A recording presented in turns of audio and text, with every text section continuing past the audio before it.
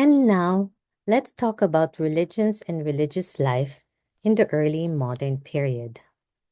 Prior to the coming of the major religions of Southeast Asia, which includes Buddhism, Confucianism, Islam, and Christianity, the people of the region practiced various forms of animism.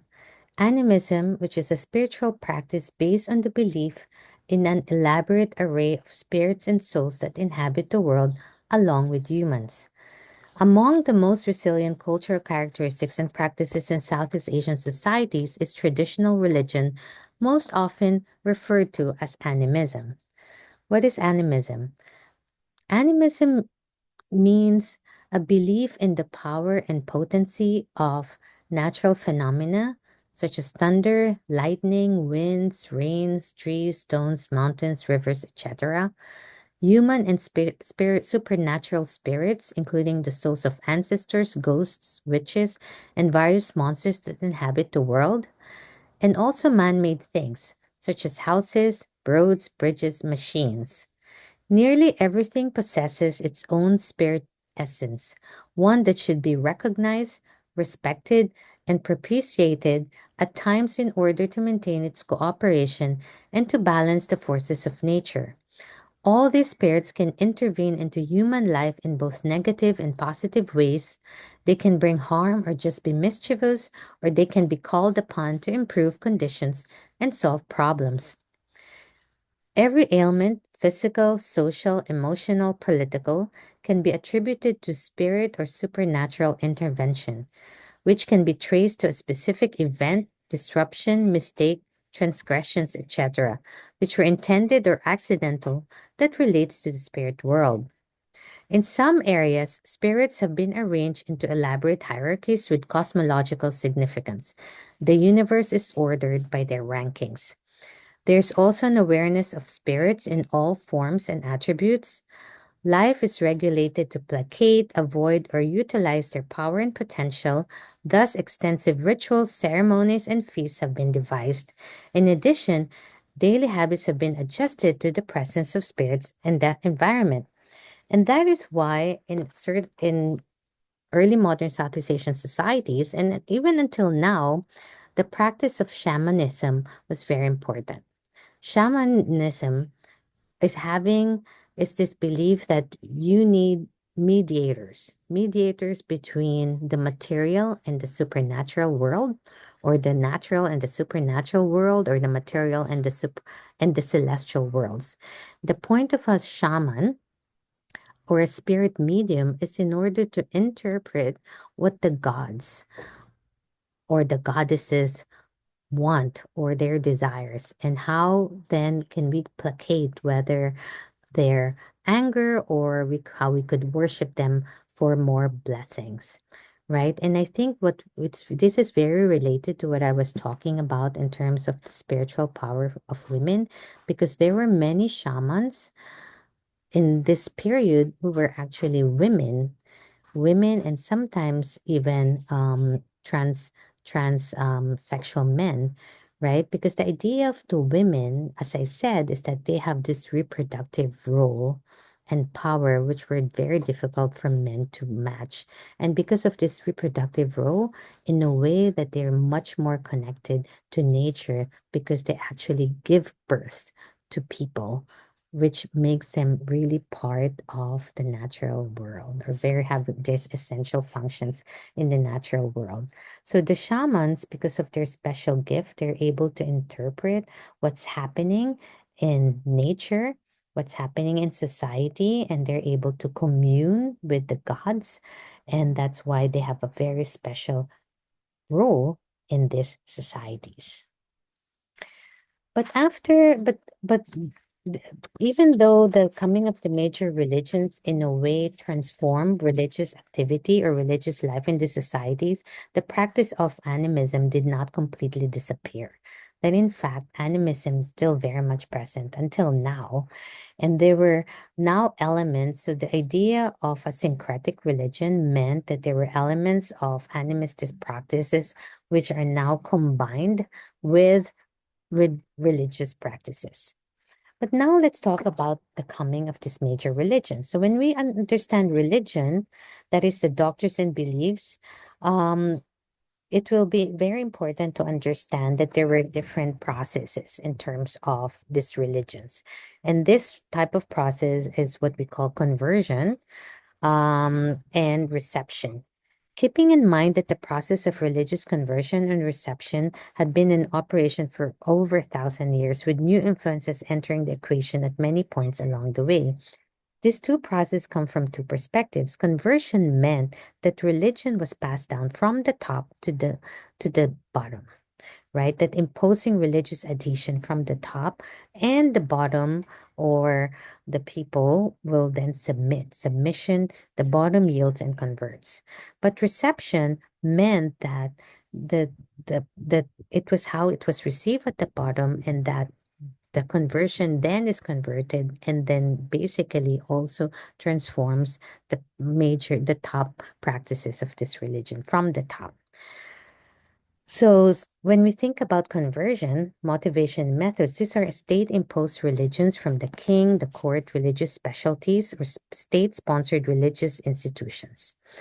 It could also be because of a missionary endeavor, such as the Spanish in the Philippines or the French in Vietnam.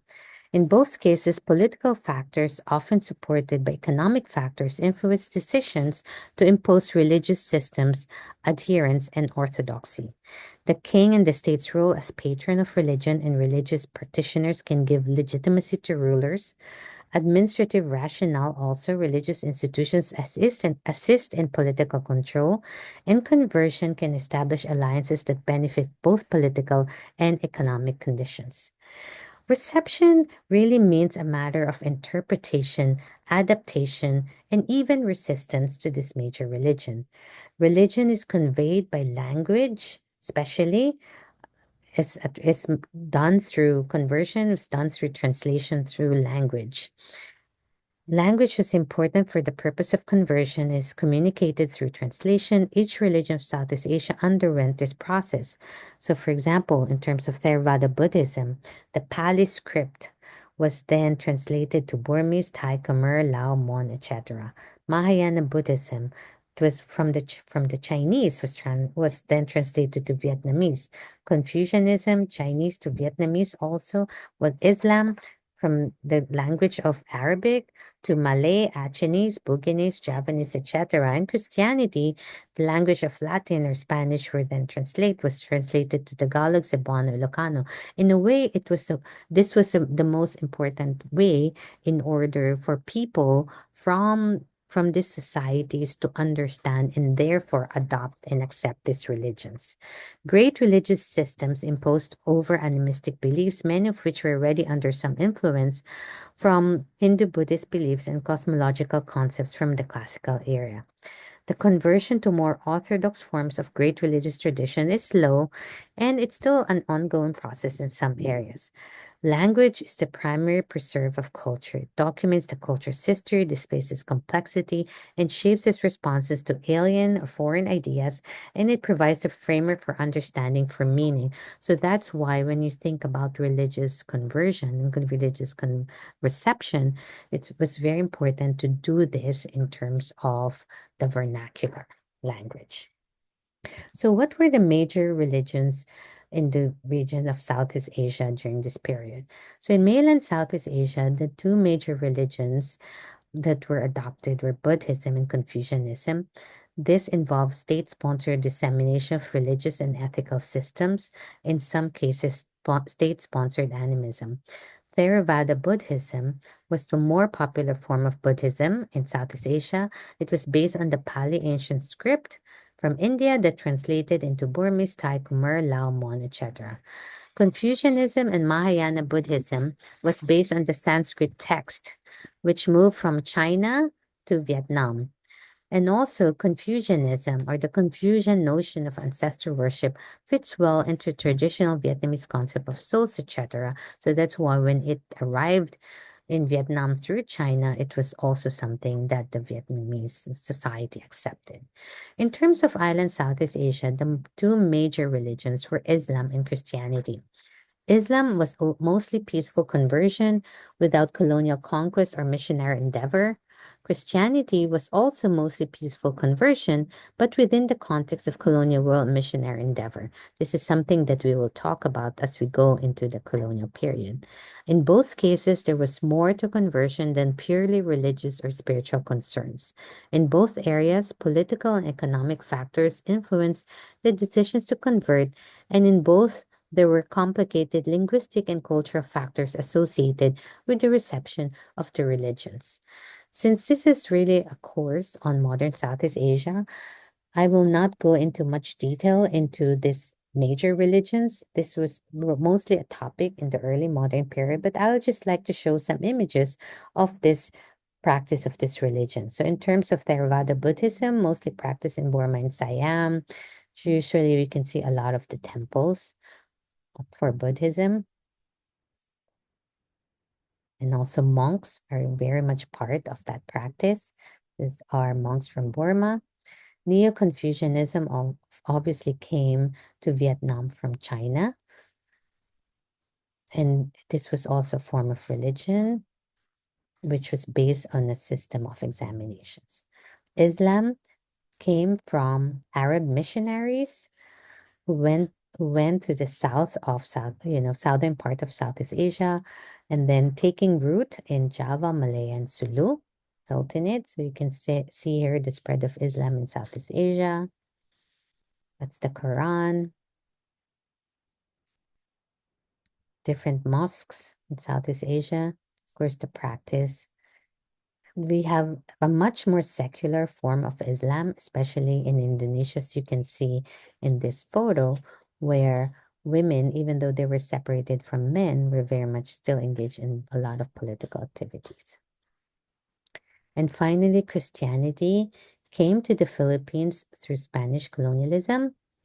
You can see the transition from the pre-colonial society to then a society with churches and hierarchies based on the Catholic religion. So at the end of the early modern period, we will then witness now the coming of the colonial powers.